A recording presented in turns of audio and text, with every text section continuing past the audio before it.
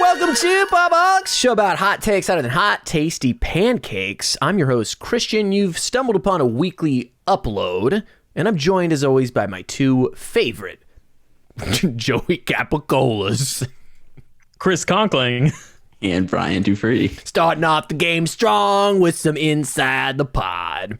Always got to lead with the inside jokes, You always right? got to do it, because who are we making for this show at the end of the day? Am I right? My name is Christian again, the host of this show. What is this show? Well, this is a weekly upload where we talk about the weekly goings-on in pop culture. Brian brings us some news. We talk about what's coming out this week. We then go into our quick hit section where we talk about what we've been consuming in the world of pop culture. Got some interesting stuff on the docket. And then we do some community feedback. But I gotta say up top, boys, we got a thing going on this month. We got a little giveaway. Give a little cheddar cheese fries back to the fans. You know? Chris, can you tell the wonderful Pret cheese fries, yeah. Some Pret cheese fries. Yeah, Pret cheese. What does that mean? Chris, can you tell people what this giveaway is? Loyal listeners and viewers on YouTube. As Christian mentioned, this month is Predator Month, so we are giving away a digital 4K copy of the first Predator film, and all you have to do to win this wonderful prize is subscribe to our YouTube channel and comment on any of the either weekly uploads or videos that we post in the month of August, and then at the beginning of September, your name will be drawn to see if you've won the giveaway. Now, Christian, entry isn't limited to one video. You can comment on multiple videos to get your name entered multiple times. Is that correct? Yeah, absolutely. And you can get bonus points if you email us at popaholicscast@gmail.com and email us a photo of the skeletal remains of your latest hunt. Oh my. Don't want to receive those emails. You No. can sift through the inbox looking at those. No bonus points. No bonus points. Our email is, again, the FBI at .gov/ trophy pics. I don't know, you can put a backslash in emails, but you can. It's a fact. Yeah, and as Chris said, it's our Predator month. A ghost? No, that's a Predator month is what we're having, and I got to make sure I do the, let me do it again. A ghost? No, it's a Predator month. And our main topic episodes, those are every Wednesday or every, I don't know. What do you do them on Wednesday, right, on the YouTube, right? I don't run that shit. Main topic YouTube episodes come out on Fridays. Weekly uploads come out on Sundays. Yeah, I totally. 4 years strong. We're gonna get the schedule right at some point. Yeah, they come out sometime. But we're doing a bunch of the Predator movies. We covered AVP. We opened it up strong. Me and Brian had a boys' day just with the boys. With the men over here. Then Chris came back. And then we had a mixed bunch. That's right, Chris. I was calling you a woman. Oh, okay. Very 2020 humor. Not going to age poorly whatsoever. And we covered Prey, which is the newest Danny Trachtenberg's beautiful movie that we all gushed about. That's an awesome video and audio review that's up. Links to all that in the show notes, and this Wednesday for the audio feed. I think we make it too fucking confusing. I think they all should just come out, Chris, because there's all these days. Do we have a calendar for people? Do we have a calendar for people? The schedule. Well, I disapprove. I disagree with me. We release something every day. Oh yeah, that was my plan. That actually makes sense. All right, never mind. But let's start this show finally with Brian's wibbly wobbly wacky news corner. Start on wacky. Start on wacky.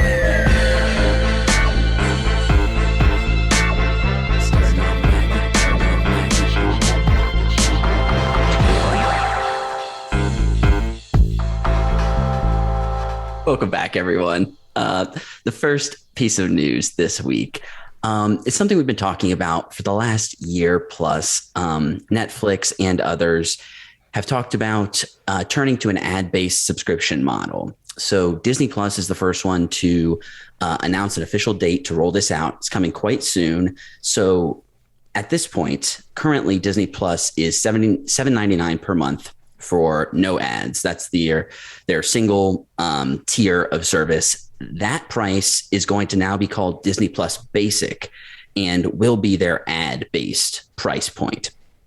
They're going up a 30%, 38% increase to $10.99 per month if you want to have an ad-free. Yeah. That's a steep increase. It's pretty significant increase considering it was $7.99 before. The ad-supported version will have all of the same content. I know some of the other tiered services don't have everything at every tier. This will have everything on both sides, and some of the content on the ad sides won't have ads. There are also a handful of things like for preschool content that won't have ads. They're also limiting types of ads to have no political or alcohol ads on the contents. They're trying to make it a little more middle of the road, family friendly sort of thing here with the advertising content that they're going for, which honestly, long term is probably a smart move with the sorts of grassroots movements that are importantly pointing out a lot of issues with willy-nilly ad-based revenue on things like YouTube and stuff like that. We also have some updates to the Hulu pricing. So as of October 10th, Hulu with ads is going to go up $1 from $6.99 to $7.99. And the ad-free tier is going from $12.99 to $14.99. There are also a bunch of bundle versions that include cable, don't include cable, have Disney, Hulu, and ESPN Plus combined. A bunch of new things that you can find in the article that we have linked here. But yeah, so this is going to be December 8th is when the Disney Plus ones lock in, and October 10th for Hulu. We talked about this for a while. I know streaming services, Netflix has consistently been kind of upping their price, is one of the more expensive ones now. One of the ones that's been around the longest as well. Disney Plus at $7.99 always felt like a good deal considering the amount of content that they were putting out. So yes, it makes sense that this is going up a bit. It is a big price leap, but they are saying that they assume that at some point, which is the case with Hulu, most of the subscribers will be on the ad-based or one of the ad-based models. So that's basically what they're pushing toward here. Chris, let's start with you. I know you're a little bit frustrated with these consistently raising prices, although you somehow got grandfathered into some sort of deal, yes. if I understand correctly. But how do you feel about these Disney Plus and Hulu price increases? Chris, before you go, this episode of the Pop-O-Holics is brought to you by Dunlop Guitar Picks. When you're looking for that perfect flush against the guitar strings and you want it to have a nice crispy sound, make sure you reach for Dunlop Guitar Picks, the only pick that this guy picks. Wow. Okay. Perfect. That's just a taste of what you're going to be experiencing, loyal listeners and viewers, when Disney Plus and Netflix upgrade their systems to the ad-based programs that they're implementing here. Brian, as I just mentioned, that $7.99 price for Disney Plus was never going to last. Right. There's so much premium content. It's owned by Disney. Come on, like there's some of the greediest people in the entire world. As you mentioned, my wife and I did kind of get in on the bottom floor. We signed up for a 3-year plan for Disney Plus before it launched. And that was set at $69 a year. Yeah, so super, super cheap. Excellent, Christian. So extremely cheap. I don't necessarily know how those that were grandfathered in, how Disney Plus is going to change for them. That hasn't been revealed yet. If we're going to get to keep this particular plan or if we're going to be forced to upgrade as well. I have a feeling that everyone that started with that plan is probably going to have their plans changed to the ad-based tier, but I'll be able to speak to that more come December and January. The streaming model is not a sustainable model. Netflix, when they started, said that they were never going to use an ad-based or have an ad-based subscription on their platform. And now they're one of the companies following suit and adding ads into the streaming service solely because they need some type of revenue coming in other than subscribers, because, you know, they can't produce all this content and make any money this way. So am I disappointed? Yes. Is my wallet going to be really hurting here soon? Yes. Currently, I don't pay for HBO Max because I have AT&T. However, AT&T sold Warner Media, as we talked about last week. And who knows what that situation is going to look like when everything's said and done with Warner Brothers Discovery. So I have a feeling here I might be paying for every subscription.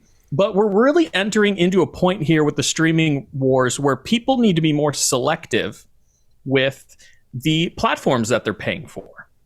And I think we're going to see a lot of people get into this type of rotation where when a program comes out on one platform that they want to watch, they'll sign up for a singular month so they can watch that program. And then as soon as the program's over, you will see them unsubscribe and then take that money and sign up for something else. Because things have just gotten to be so expensive, especially if you're a show like us, where, you know, I myself am paying for probably 4 or 5, maybe even 6 different streaming platforms. And not everybody can do that, you know, and in a world where so much media is getting pumped our way, I definitely see people having to pick and choose which platforms they subscribe to and when they want to subscribe to those things over the course of a year. Christian, how do you feel about this change? I don't know. I still think we're in a better spot because cable sucks and I hate ads more than anything, despite my love of Dunlop guitar picks. If you're trying to pick which pick is right for you, there ain't no better pick than a Dunlop guitar pick. Anyway, I can't stand ads. They're kind of the worst. And you made a lot of... Have you ever seen a Geico commercial 4 times in a row? Before your program starts again, before it's I fucking subscribe miserable to YouTube Premium, like I am paying out the awful. ass because I use YouTube so much to not have advertisement content. So I mean, with a lot of these bundles or with a lot of these streaming services, check your carrier, like the carrier you have. There's a lot of these bundles that are included for free. I know Verizon has Hulu and Disney Plus included for free. So that's kind of great if you're part of one of the giant telecom conglomerates. But I know a lot of people aren't like that, right? But there are a lot of ways to get these things bundled into stuff for free. There's streaming services that are available when you buy certain equipment for a certain amount of time, but it's finite, right? And like you said, it does add up.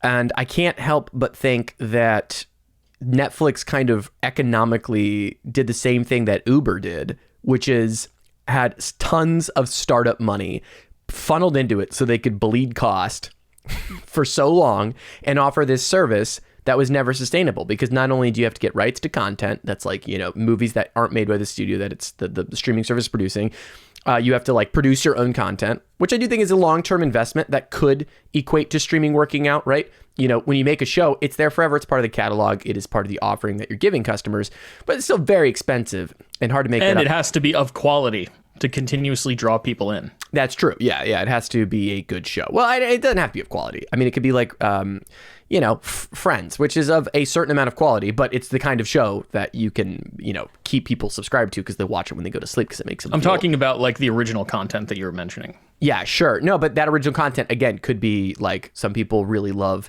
you know, Love is Blind or whatever, and they love that crap. That's really cheap. And Is it cake? Yeah, absolutely. It is indeed cake. It's sweet, delicious, and probably not good for you. But, you know, I don't know if quality is really is it popular? Do people want to watch it? I think is a better way to look at it.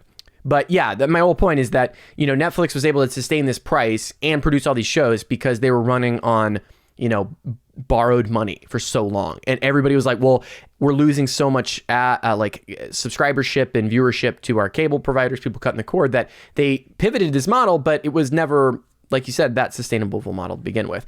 So I think these companies had to fill it out. I think we're going to get a mix of ad revenue and the premium purchaser for people like me who are like, I'm just so used to not seeing ads that I just don't want to. It's so funny too, because have you ever been in a conversation? Like my parents do this to me. They're like, oh, you remind me of that Geico thing. And I'm like, no, I literally do not watch. None of the content I watch has ads in anymore.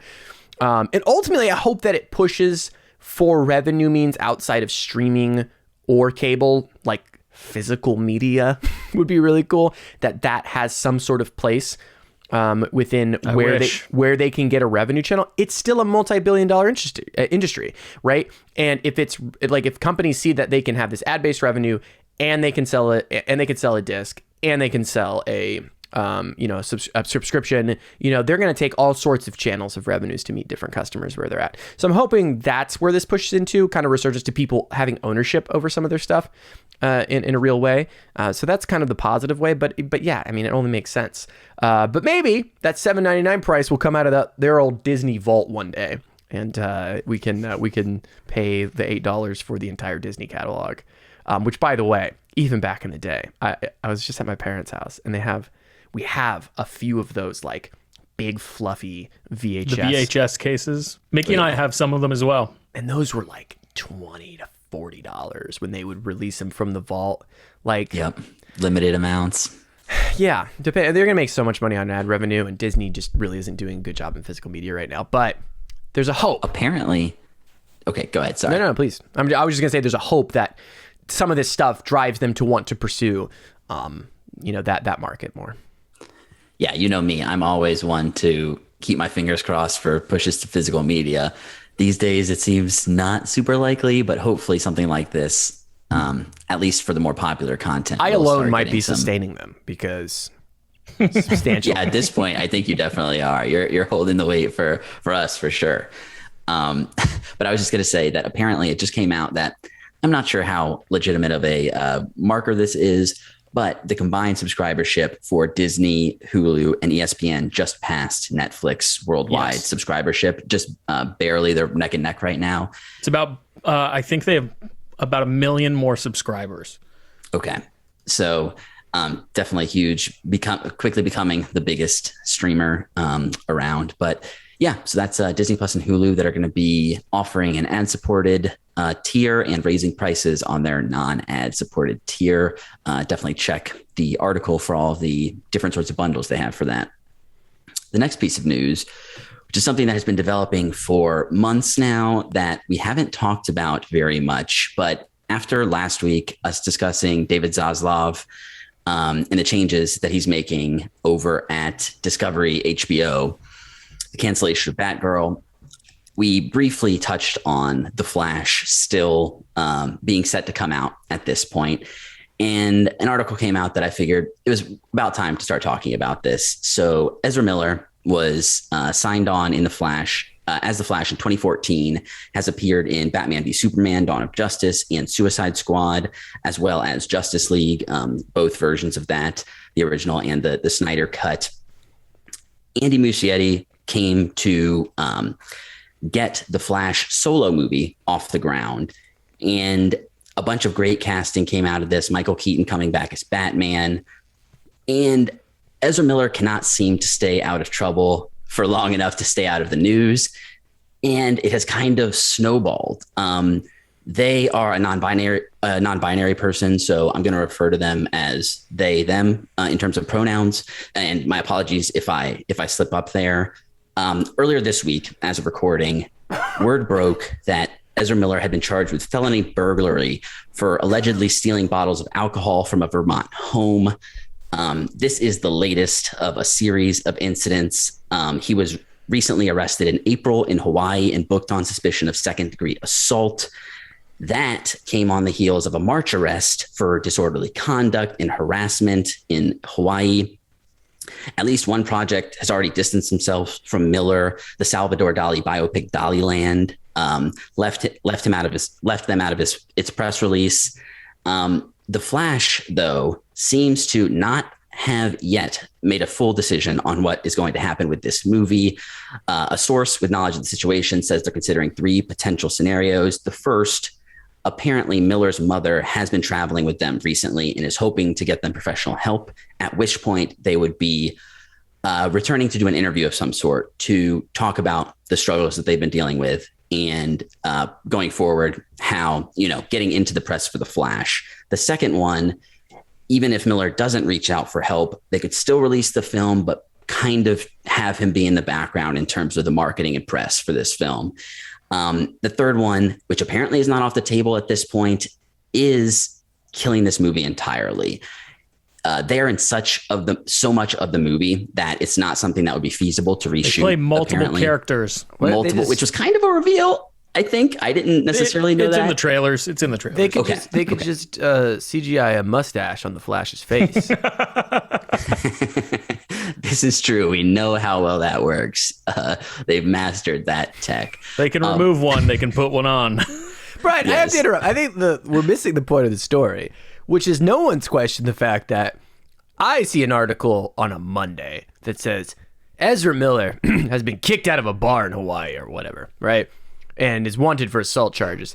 And then Monday night, it's like Ezra Miller has been seen nude outside someone's house in Boston, Massachusetts. And I'm like, They're the Flash, dude. Ezra Miller really the Flash? Because like they apparently have racked up being like have a warrant out for their arrest in like all 50 states at this point. Like I'm starting to get sus about what's happening. I don't want to be a conspiracy. The Flash podcast. is actually a documentary. It's amazing all the different locations in such a short amount of time that Ezra Miller has found themselves in. And it's horrible, but it's also kind of impressive and makes me wonder, is there some super speed to be found there? It's possible. Because I've never seen someone commit so many crimes so fast.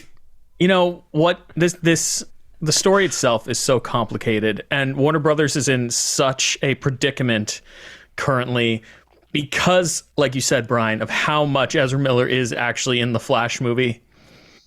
If they go with option number one, which is, I think, a good option just for Ezra themselves. They right. Clearly need some help. I'm glad to hear that their mother is now kind of with them, hopefully pushing them to get the help that they need.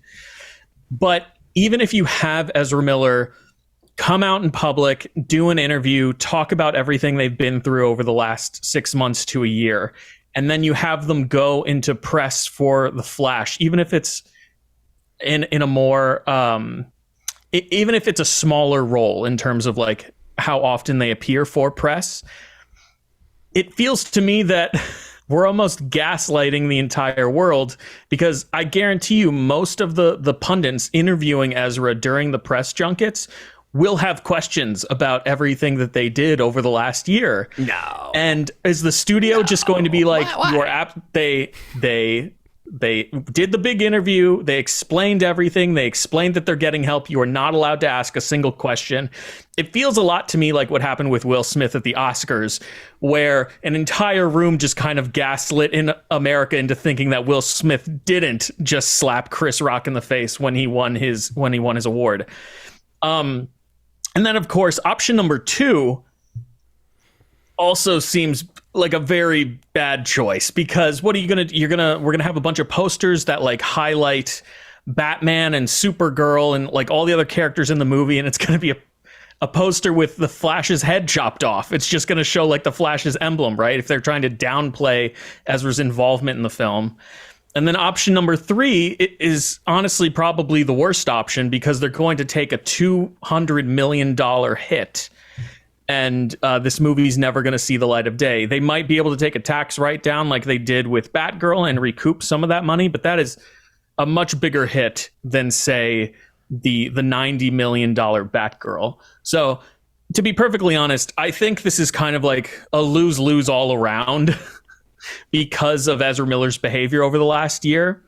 I was on Villains last week, and we were talking about all the Warner Brothers Discovery news, and one of the things that I asked them was, if this movie does end up making it to theaters, would you boycott this movie? You know, we're in this kind of film bubble where we hear everything that's going on with Ezra Miller. We're like on the pulse. Majority of America has no idea that this is going on. So I think you could still very easily release this into theaters, and a huge percentage of the population would go and be none the wiser in regards to what Ezra Miller's committed over the last couple months.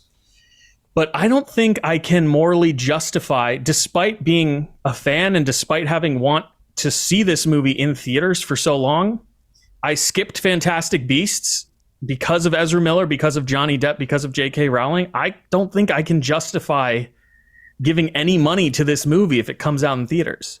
Now, if I still have HBO Max through AT&T and it's free when The Flash comes out, I would watch it there because I'm not contributing any type of revenue to it.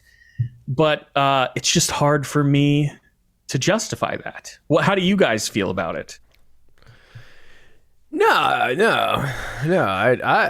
want to see it because Ezra Miller is one person among like 1,000 people that put the movie together. So that is true. That person's a portion of your money would still go to Ezra Miller. Though I doubt that Ezra Miller has a ton of points, being that it's the most popular thing that person's in. So I don't really see I don't really see that my movie ticket really like approving of the behavior, just kind of like The Flash. But, at this point, they might as well write this movie off and re-release Batgirl. It's like it's a strange thing, right? Because I was that kind would of look hinting like at that last week. This is a much bigger. You have the 200 million of the movie itself. You could probably write off another 100 million for the potential what you were going to market or something. I'm not sure how all this works, but getting to that 1.3 billion, that would be a huge chunk forward. Not that Batgirl was cheap. When you write it off, you don't get that. That money doesn't cut off your debt. That means they're not. When you write it taxed. down, yeah, they're not. But they are functionally going to, in terms of what they're holding as debt and things. I don't know all the intricacies of this, but I imagine they're going to functionally get most of that money back in terms of how the ledgers are, right? They'd get 20, 30, no, they get 20, 30%. The Batgirl thing made a little more sense because there was already no marketing. 30% no special only. Yeah, because it's whatever. I think they only got like tax. 20 or 25 million back from the 90 million Batgirl. Yeah, because it's when you take it down, you basically just don't get taxed that amount of revenue. You don't get that corporate tax when you take it down. So it's not like you get that money back. You're basically saying like, this is a loss. We basically burned all this money. So money that came in needs to make up for this burned asset. Anyway, this is the finance cast. So that's how I understand it, as from listening to a couple things and reading a couple things. Yeah, I think that it probably is the smarter move from a PR standpoint. I mean, they have to make up some bad blood that they got from fans of the project. I think everybody thinks Ezra Miller is ruining everything, and they would only blame Ezra Miller. They would not blame HBO for this, and then they could have a victory of like, we wanted to give it to some diverse creators to like finish their movie. It made more sense, and it's easier to market this, and we don't feel as bad. And then the fans would love that. I think there would be Snyderverse fans that are like, kill the Flash and all this other stuff. The Flash movie is essentially killing the Snyderverse anyway with a reboot, so it doesn't even matter. Yeah, and it's so interesting. I mean, I think the really interesting story, which we won't go too deep into, is that the DC like that core base fan group is so broy and fratty, but what's so funny is that Ezra Miller is a non-binary, so there's this weird dichotomy of like defending it, and also like if they canceled it, those bros would probably be like, well, that's why it got ruined and stuff, and they'd be so conflicted that I kind of want them to do that. I think it'd be fun, but I just want to see the movie. I don't care about all this bullshit, and Ezra Miller probably is never going to work again, at least with Warner. I don't think that's true. At least until they get the help that they need. I feel like everyone can have a comeback. Get help. And look at Robert Downey Jr. Like later on in life, a comeback is possible. I don't know. I don't think that Robert Downey got arrested in like the majority he spent time of the in jail. country. Yeah, but he did. But like, scene after scene after scene after scene after scene. Everybody. And just to be clear, there are some allegations that Ezra Miller has not been charged with that go outside of the things we mentioned. So this, we don't know the extent of what they've done. So right. And I'm just saying that like, no, at least for now, until that turnaround and until a big, like what Robert Downey did was an incredible turnaround, and one of a few actors that escapes a hole like that. And it's a dark, deep pit, deeper than the beginning of this here pod, that one can fall down. And for at least the next 10 years, no one will want to work with them. Nobody. I agree with that. Nobody. Especially if this movie ends up getting canceled. Why the fuck would you be like, I'm going to take that train? Like if that happens, right? That is, yeah, it's not looking good for that young person's career. And it's sad. Because they are very talented. I thought they were great, and even the Justice League cut, a lot of fun, a lot of energy. Was very excited about this Flash movie, and it's just kind of sad at the end of the day.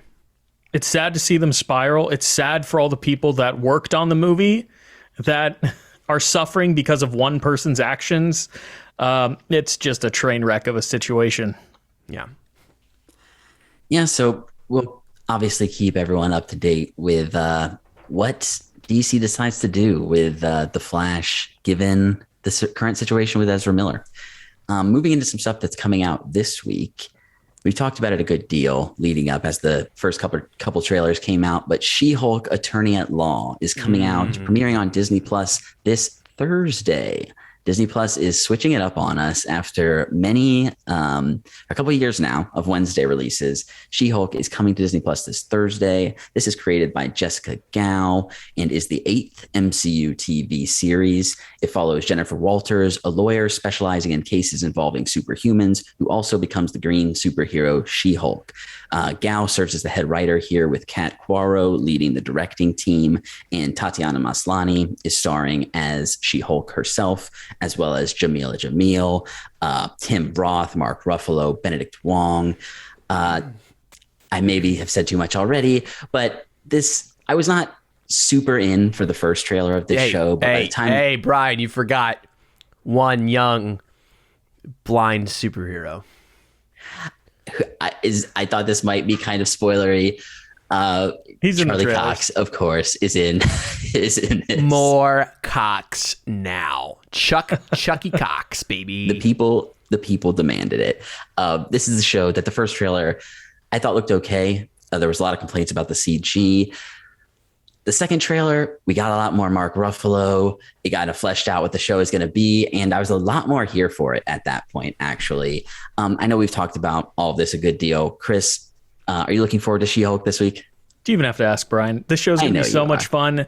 You know, Jennifer Walters is a fourth wall breaking Marvel character. There's going to be a lot of like poking fun at the show itself, poking fun at Marvel tropes, poking fun at the characters. And it's also, I think, going to be a really fun kind of like law comedy. They released a trailer today that was kind of parodying Law and Order, which was really funny. So I think the show is going to be highly aware of itself, and it's just going to lead to a really good time. Yeah, I believe She-Hulk prosecutes the Alex Jones case, which is really tough.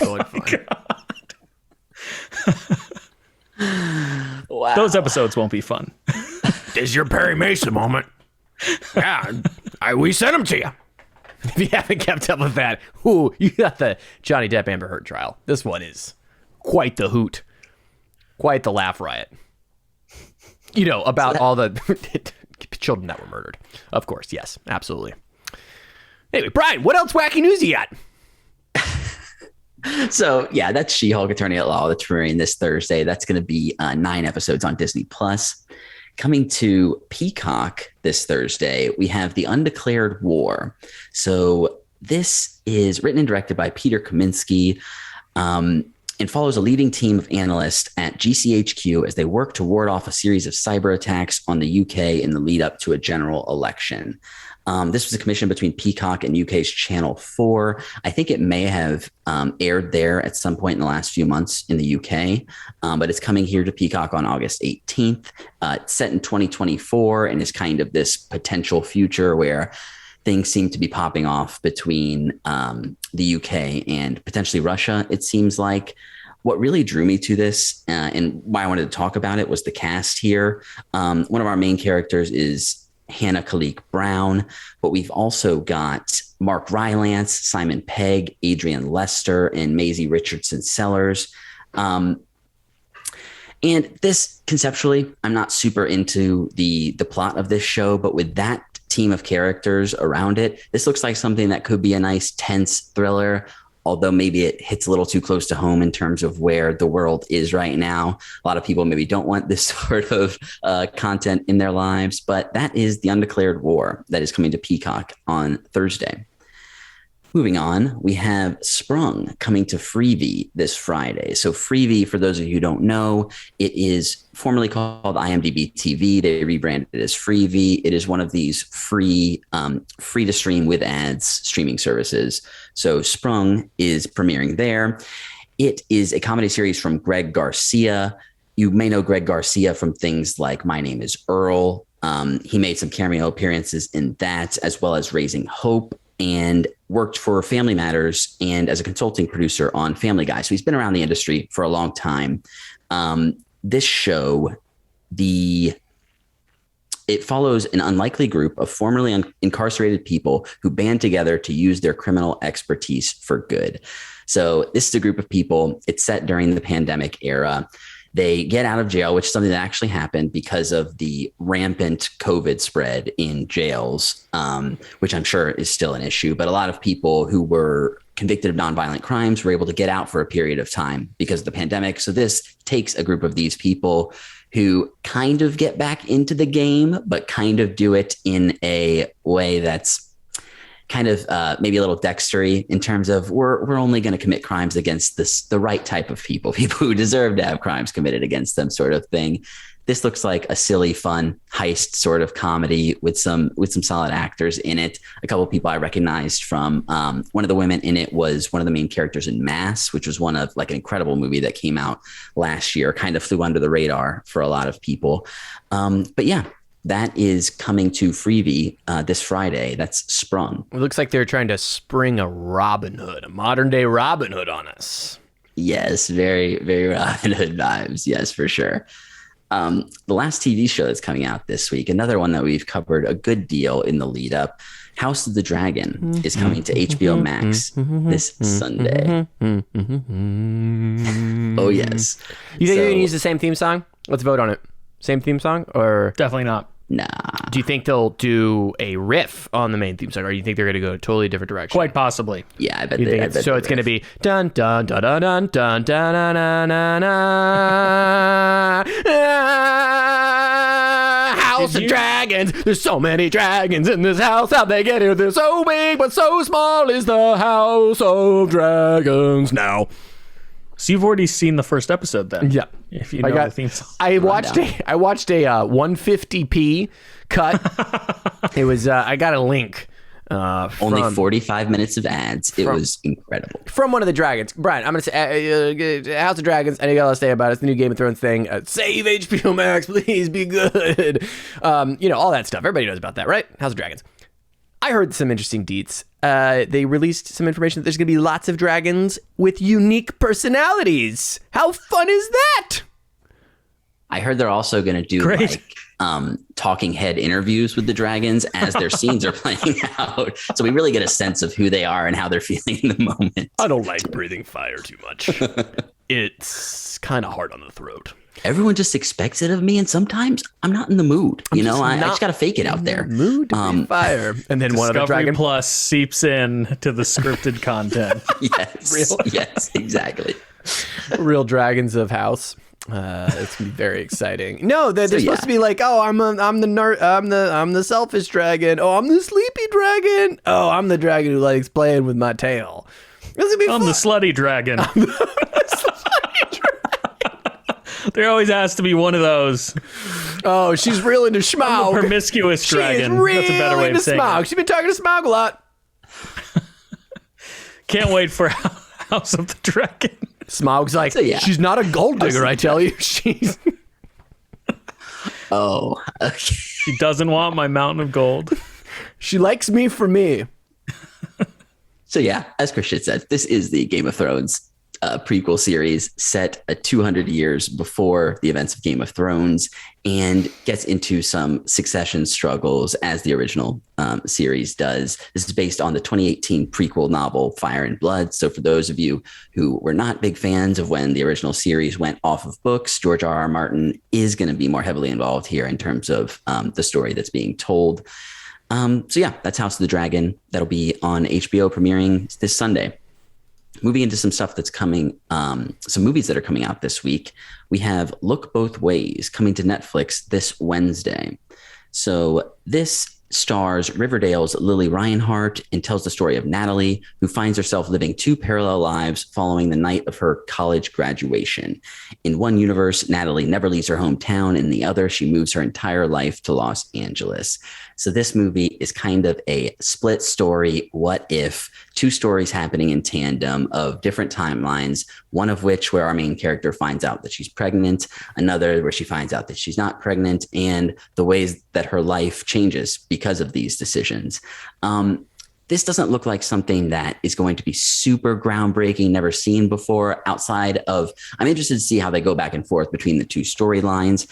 But I think this is something that is probably going to end up being something where both sides show that they have their positives and she's still the person that she's meant to become on both ends. Kind of some heartwarming positivity. If it doesn't end with both versions finding like a happy medium between the two, then this movie's just garbage. Either that or Portals, but one of the two has to have. I would love cross over into the other's dimension. One is like Bridget Jones' Diary, which is like, a fun coming of age young women's journey, and the other one's like Requiem for a Dream. It's like, oh my god, wow! I can't believe that you found my lucky sweater, and then it just cuts back to ass to ass.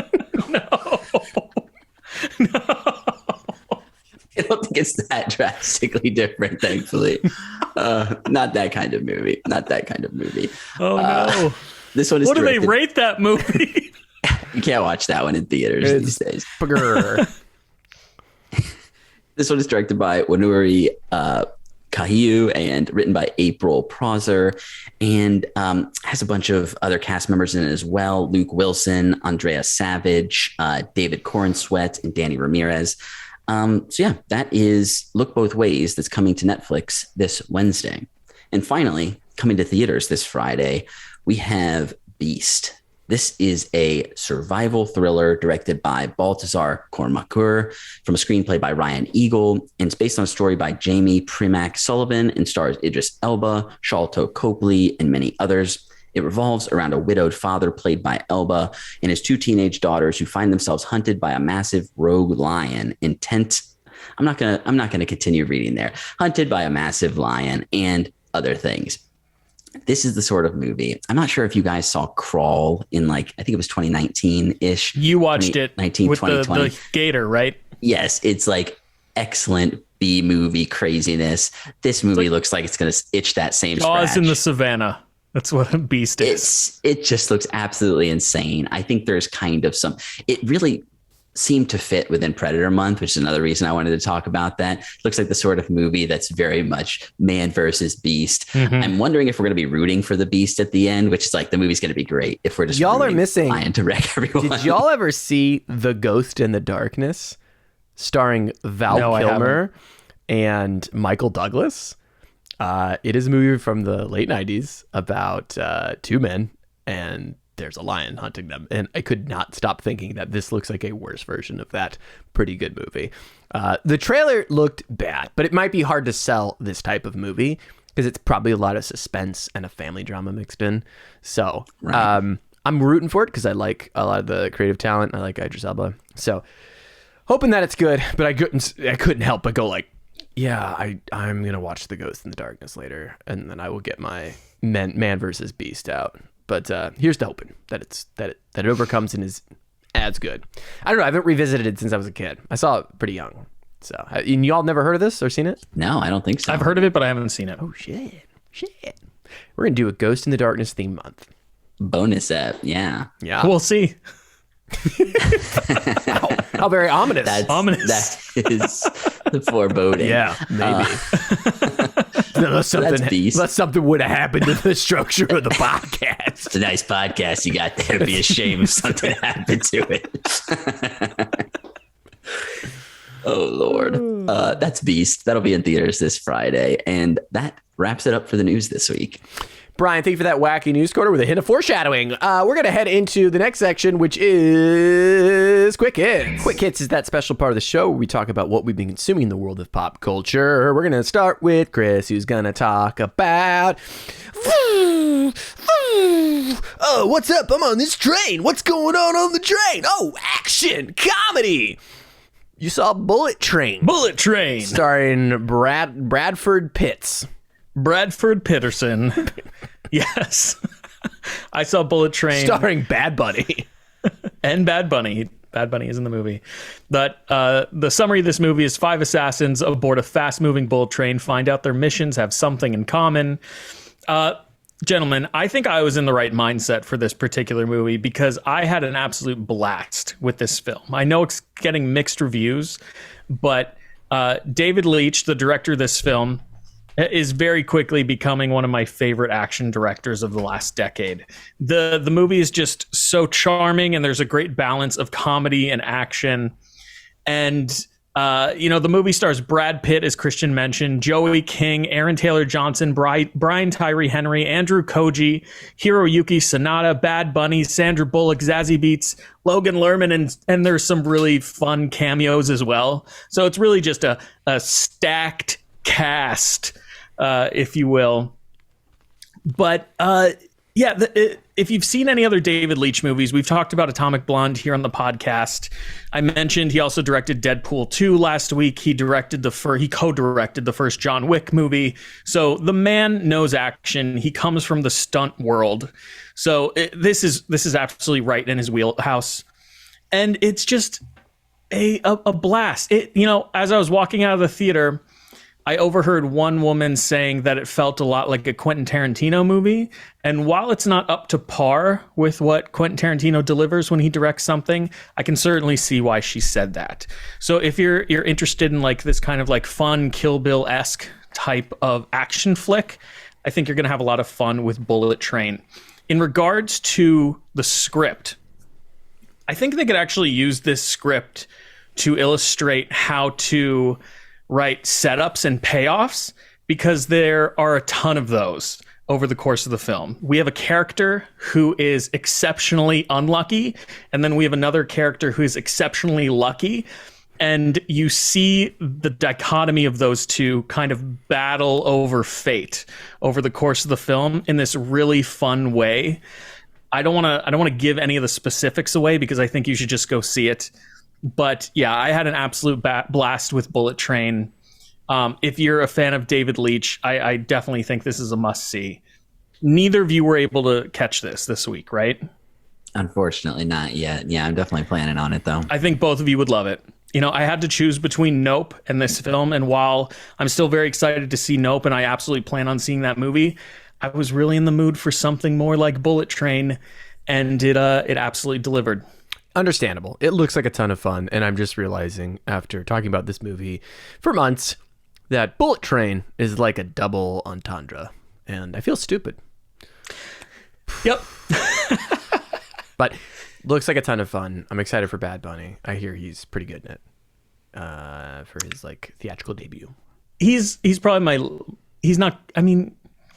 I'm not going to say anything about Bad Bunny. I will say that Aaron Taylor Johnson and Brian Tyree Henry have a fantastic dynamic over the course of the film. They play these two characters called the Twins, and watching them play off of one another is an absolute treat. They're both great. You're more of a Brad Bunny kind of guy, right? Yeah, Brad Bunny. Mm-hmm. Amazing. That's Bullet Train. Budley Bunny. It's in theaters now. Budley Bunny. I'm excited to see it, and maybe I'll talk about it when I'm. Yeah, I can't wait for you guys to see it on VOD, on the VOD, or on the Bluey, as I like to call it. You also saw I Am Groot. Now this is being released weekly, or they just dumped the whole all at once? They dumped it all at once. So you've consumed all of Groot. Yep, my wife and I watched it in one sitting the morning it came out, because each of the episodes are only 5 minutes long, and about half of that time is taken up by credits. So they're all incredibly short, but I have to say I Am Groot is absolutely adorable. This is just more of Baby Groot's antics that we've seen in Guardians of the Galaxy Volume 2. He's kind of sweet-natured, but also, to be perfectly honest, kind of an asshole as well. Like, it's the growing pains that toddlers go through, forming their personalities, forming their morality. And I think that's something that's illustrated very well with Baby Groot, because of how bipolar he can be from moment to moment in regards to his emotions. But the show is just super cute. I don't know what else you really want from a series that's geared more towards children, that follows a character that can only say, I am Groot. Brian did spoil last week on the podcast that Rocket Raccoon is in the show. And I think that's one of my favorite shorts out of the whole bunch, the one that he's in. Because while it's fun to watch Baby Groot, it is... You know who plays that character, Chris? Bradley Cooper. Budley Cooper. Budley Cooper plays... Sorry. Bunny Cooper.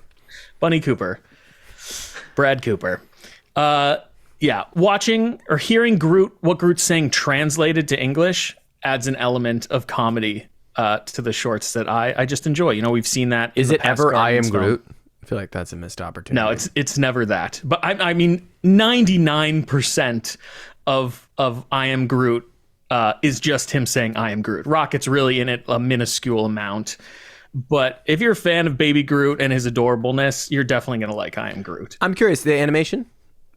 Fantastic. Yeah. It's on par with the Guardians films. Cool. It looks like it could be right out of those movies. That's fun. That's good to hear. So at least it feels like it's in universe because of the quality of the animation. Very cool. That's I Am Groot. It's on Disney Plus. Catch it before it's filled with ads. How do you put an ad in the middle of Baby Groot? It would have to be after the the credits or the end. After the credits. Yeah, it would have to be. 2 minutes of credits. Ad.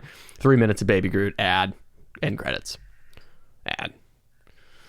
Horrible viewing experience. The ads are just going to be for Baby Groot figurines, and you're going to buy them. It's going to turn into like that one channel that's on like cable, where it's just got a number at the bottom of it. It's going to just have a website, like orderbabygroot.com. Is it QVC? Get your Groot on today. Bad Baby Groot. I'm Groot, Disney Plus. Catch it now. I'll go into what I've been watching, which is something that I think we've all been catching.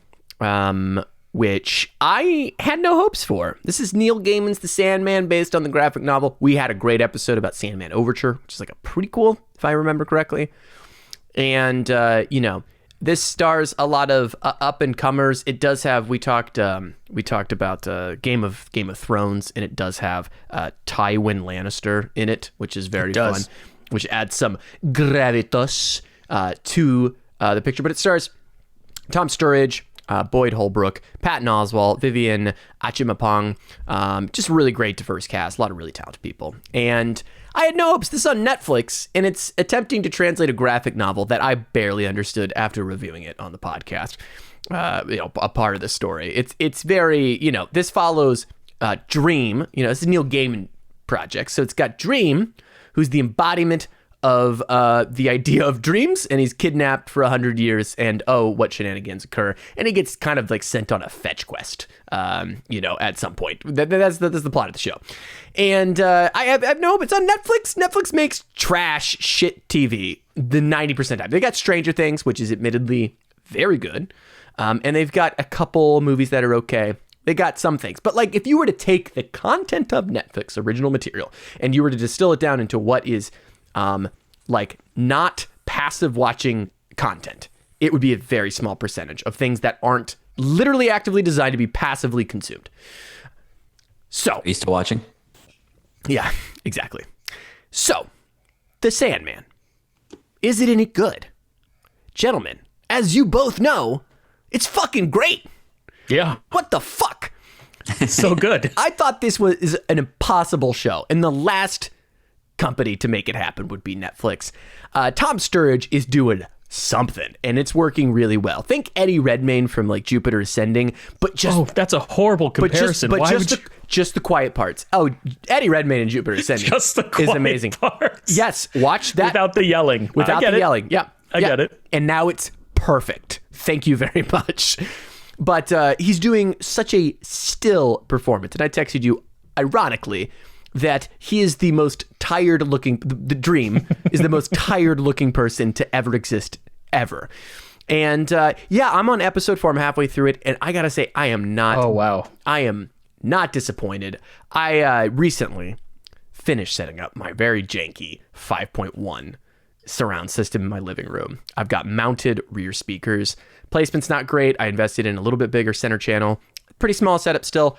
But holy shit, I mean, this thing is in 4K if you have the 4K plan with Netflix, which I believe is $500 a month now. And you get at least Dolby 5.1, if not Atmos. I'm not really sure because Netflix is kind of vague about this stuff.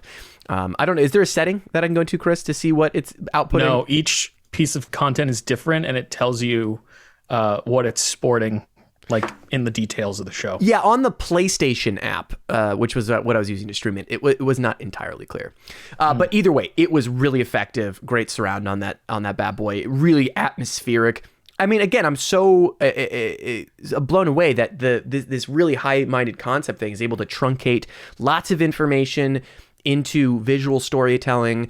It deals with a century's worth of time that passes by in like the first episode. And it's crazy that it all makes sense. It all works. The set design ties it into historical events, which is really cool. Kind of like an alternate history-esque telling. Yeah, and it's beautiful. They're using such a great mix. I think even the effects that don't look so good, just the blend of everything, the transitioning between the dream realm and old, like the period piece stuff is so well done. The set design is excellent. This show looks very expensive. And it's awesome. It's kind of qualmed all my fears about what the show would be. I'm so excited to finish it. And yeah, I'm just blown away. Chris, you also are samely hooked, right? Oh, this is watching it right now. I think you're what? I'm kind of keep looking to the side because I'm watching the final episode right now. Yeah, over the last 2 days, I've watched most of the series. It's just a beautiful show. And, you know, Brian's a huge fan of Sandman. He very generously bought me the entire Sandman box set a couple of years ago, which, you know, being a comic book fan, I've heard so much about Sandman over the years without ever having read it in its entirety. And I always knew, I always kind of put it off because I knew that I was going to have to be in like the right headspace to really like dig into it. And I also just recently started reading the comic again. And it's just such a beautiful adaptation of the comic. Neil Gaiman is such a fabulous writer, and he has such a way with words. Episode 4, the episode that you were talking about, having just watched, Christian, is probably my favorite episode so far in the series. Is that the one we were talking about earlier today, Chris? Yes. Okay. Yeah. And I think they released like a 5-minute scene from this online prior to the show coming out too. What is the episode called again? The Sound of Her Wings? The Sound of Her Wings. Yes. Yeah. But it's just a gorgeous show, visually a gorgeous show. And then the writing itself is also just so fucking human, and it explores all these metaphysical ideas and concepts. It's just, I want to say that the show's for everybody, but it's not. You know, you really have to be in the mood for this particular show. But boy, if you can get in the mood for this show, I highly, highly recommend it. It's just a fabulous piece of art, to say. Great to see. I also want to say Boyd Holbrook. It's good to see him cast in something that's not like a generic leading, you know, hero role, because he was in The Predator. It's Predator mode, so I got to bring it up. But he's the main character in that, and he's fine. But he's in such a like he's like an ex-soldier, and it's just kind of like a lame "we've been here before" story. And to see him play the Corinthian, so fucking like he's fantastic as the awesome. Corinthian. Yeah, it's so cool. And Tom Sturridge is just, I don't know. Born to play Dream. I am a lanky, pale British man, and I talk like this, and it's very interesting. I can listen to him. He's like ASMR. He's literally like an ASMR character. It's amazing. That tracks. Yeah, absolutely. Brian, last time you mentioned Sandman, you said you watched it in like 480p. Have you been able to rewatch the first episode yet? I actually have not. Brian. Yet. With our recording schedule this last week, it's been a little bit of a mad rush, so I haven't had too much free time. But I'm so excited that this show lived up to you guys' expectations and that I didn't oversell it, having watched it in not the most ideal conditions. But you guys have got me hyped up again. Chris, you were texting me about that single episode today. That issue, there are moments in Sandman that will stick with you for your entire life. They really just speak to humanity and existence and all of this existential stuff so profoundly and beautifully that it makes my heart happy that other people that haven't read it can experience this for the first time and go back and dive into, you know, the 10-volume run that is Sandman. Yeah. As I'm reading the comic, I feel myself changing as a person. So like, if that doesn't speak to how integral this comic is to like the graphic novel world and literature in general, I don't know what does. I will say I have one pick it up. nitpick, and Chris, I'm sorry, because this is going to affect you personally. I know it. Is it Patton Oswalt? I do not love Patton Oswalt in this. That seems to be a common thing. Rips me really right. Well, because it rips you right the fuck out. because just hear him. he voiced Remy the Rat. He's a very famous, and you're so immersed in, although I think, Boyd Holbrook is one of the more famous actors in it, who's been a leading man in a lot of stuff, a largely up and coming cast that really embodies these characters. And you get Patton Oswalt voicing the voice of an animal, and he was Ratatouille, so it's like Remy the Rat, and so it's just, and he's not. I don't think he's great because he does some funny stuff, but he's having to be like really serious, and I don't know. That wasn't working for me. Hopefully, it grows on me over time. In the episode that I watched, which might be episode 3, now that you guys were talking about episode 4, I'm like, no, I actually think I misspoke. I think The Sound of Her Wings is actually episode 5. Okay, that so makes I do sense. apologize. Because I was like, it's a good episode, but it did not Episode 5 is my favorite episode. Okay, that makes sense. Episode 4 is still very good. It is very good, but it does. Patton Oswalt's character is introduced in that, and I've got to say, it was the one thing where it's like,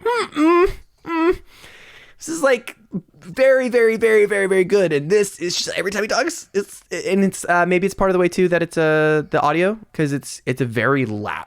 It's coming out of a very small creature, and it's. I was gonna say that. So something that Sandman did, which I think was one of the first comics to actually do this, is have different text styles for different characters. We call them Matthew's fonts. character, who he plays, is very much that kind of like all caps squawking thing. Yeah. So I think they are kind of maybe trying to go for that. I wouldn't call it a squawk. No. What they Okay, I yeah, say- I haven't heard it. So you I haven't. can't- What they do in It it does is that grow on you. I feel like it does grow on you. it's Patton Oswalt talking, and then the bird squawks like an actual squawk. So his voice isn't squawky. So Okay. no, it's not working. Yeah, and the way the sound design works, and again, this may not be all Patton Oswalt. Patton Oswalt talks, and it sounds like my SM7B microphone talking, and then the bird squawks, and then you're like, oh, that sounds like a bird in the picture. So it's so disorienting. So that's Chris, I have not looked up any of the buzz. This is a common thread here about the show. It is. Okay, Yeah. good. Oh, I love that's a bummer. Okay. I love not being alone. But yeah, otherwise, and it's not like terrible. Otherwise, very good. Liking it. So It doesn't ruin the show by any means, in my opinion. it'd be hard to. I really think that even as distracting as this is, and this is my one nitpick, it is still overall very excellent. But I do want to just finish. I love Patton Oswalt. I think he's very funny, and I like him in a lot of stuff. So it's I just think maybe a miscast to get like a name or something. So maybe that's Christian says, "Stick to your rat, man." No, I don't know. I'm sorry. should have got the person who voiced Raccacoonie. Am I right? Oh my God. I believe that was one of the Daniels, actually. Oh, was it? Okay. I Really? think so. I believe so. Let's look into that. I say stuff, and I'm like, I might be just saying bullshit. Just blurt out unsubstantiated facts all the time. Okay, what it was, I promise we'll move on. I believe I was watching a behind the scenes clip, and one of the Daniels was voicing Raccacoonie, and it sounded just like Raccacoonie sounds in that movie. Okay. Referencing Everything Everywhere All at Once. If you haven't seen that, we did a weekly upload where we reviewed that. It's a very good movie. Check it out. All right, Brian, you saw The Chase, which is on Delphi Quest in Tubi. So yeah, it was on Delphi Quest for a bit. For those unfamiliar, Let me take that again. The Chase, no longer available on Delphi Quest, but still streaming on Tubi. So yeah, Or Delphi not Tubi. Quest. Oh boy. That is the lead in. We have The Chase. Delphi Quest is a film restoration screening foundation that Martin Scorsese helped start, that has just started once a month doing screenings of underseen or hard to find movies that Scorsese is trying to highlight. So they just did the first one, which had this movie, The Chase from 1946, as well as I think it was called Detour from 1945. I was only able to catch The Chase in the 24-hour time period, but both these movies, as I said, are streaming for free on some of these ad-based streaming services. Christian and I watched Double Indemnity recently, kind of in a little bit of a film noir mood. This fit. This is directed by Arthur Ripley, written by Philip Yordan, and based on a 1944 novel called The Black Path of Fear by Cornell Woolrich. It stars Robert Cummings as Chuck Scott, who is a veteran. He finds a lost wallet and returns it to a mobster played by Steve Cochran, and offers to drive him around as a chauffeur. Gets hired as a chauffeur, ends up in the course of it realizing that his wife is trying to escape, and decides to try and help her escape to Havana. So the movie kind of gets going, and we have these two characters kind of scheming behind the back of this husband who we learn is probably not a particularly good guy. It's not immediately clear from early on with how he's treating our main character. I think this movie is really solid. It's not on the level of writing as something of Double Indemnity, where the whole time the language is just like, super sharp and tight. I don't think it's necessarily on that level, but this does do some things that really surprised me for the time period, especially about 2/3 of the way through this movie. It picks up really fast and things like progress very, very quickly. About 2/3 of the movie, something is revealed that explains why that's the case and kind of recontextualizes a little bit what's happened prior, which was an interesting thing, this sort of reveal happening. But it also kind of is talking about post-traumatic stress stuff. Our main character dealing with the effects of war, which especially in 1946 is not something that was super common to talk about, especially in the way that it's presented here, I think. So this movie was excellent, as I would expect from something recommended by Scorsese. But yeah, this is available to screen online for Tubi, and Delphi Quest, his monthly screening foundation online, is free to sign up for. And I would definitely recommend checking that out as well. That's going to do it for Quick Hits. We're moving on and finishing things off with our community feedback. We're running long, so Chris, I'll have you just dive right into it. And then I've got a little bit of community feedback to jump into. So give the people what they came here for. Yeah. Really. All right, welcome back to the community feedback section, loyal listeners and viewers. In this section, we take care of some housekeeping for Pop-O-Holics.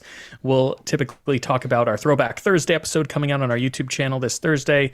We will read any 5-star written reviews that we receive on either Spotify or the Apple Podcast app. And then, of course, we'll go over any poll results if we have a poll on Twitter. Once again, we're only going to be talking about our Throwback Thursday episode this Thursday on youtube.com/Pop-O-Holics. Head on over to that channel and you can get the re-release of our Silence of the Lambs discussion from 2020 with special guest Chip, one of Brian's close friends. That was a good combo. And like it was a good conversation. I had never seen Silence of the Lambs before that, like in its entirety. So it was a good conversation. I also want to read off a couple of comments we got on our TikTok. We put out a TikTok talking about Charlie Cox coming back to the MCU. I put a little poll on there, Chris, trying to make up the poll game. Yeah. I said, do you want more Cox? And 91% said yes, and the other 9% said yes. Got a few comments. Grandpa's Fart said, I love Cox. Cat_nah said, yup. We also got a... I said, no one's in the, when we talked in the video, I said, no one's in the MCU as much as Charlie Cox is going to be, because he's the most available, right? That was kind of part of the gag there. Yeah, and Spidey-Bud made a great point. Brie Larson and Benedict Wong are both very available when it comes to project. They'll say yes in a heartbeat. Which was a very good comment. The Benny Wongs is probably going to rival Charlie Cox in cameos by the end of it.